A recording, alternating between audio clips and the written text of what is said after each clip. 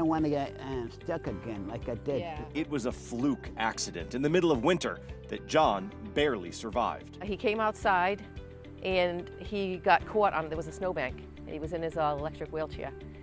And so he got caught and the wheelchair tilted. And I got stuck.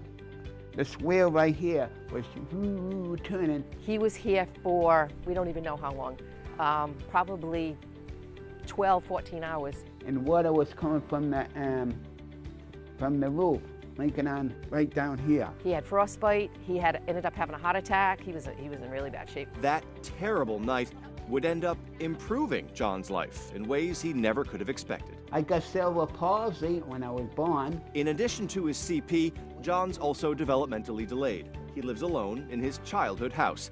After the snowbank accident, he ended up in a nursing home. I didn't like it. I didn't like it. And I didn't care for the food either. So in John's case, the transition team from neighborhood called. They said it's a really tough case. We've worked with you before with issues. Do you think you can give it a shot?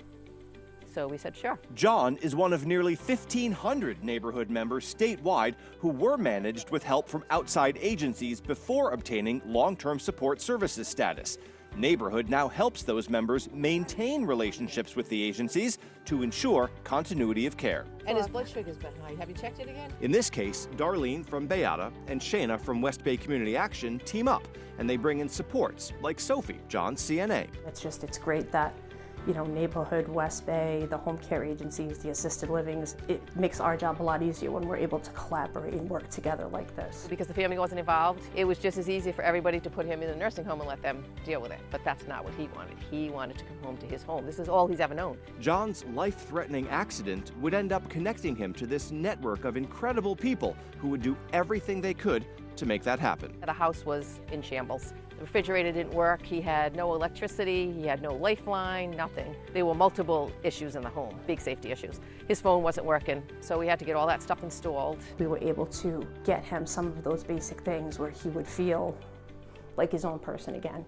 He could go to the bank, he can go to the supermarket if we can get him there, he can go to appointments on Logistic Care. Now, I manage good. I can do it by myself. I can wash up and that by myself, and I get into bed. It's just amazing to see somebody that was in the hospital rehab in a situation like John was, and now he's pretty independent. Yeah, It's 35 Monday and ticket. Tuesday. And then she'll take December. Now what about the Thursdays? So that's a good feeling, because even though it's a lot of work or whatever to keep him here, it makes him, that's all he wants. He's a very simple man. He just wants to be in his home. So to give him that wish is what we all makes us happy. I appreciate it. I really appreciate it, that.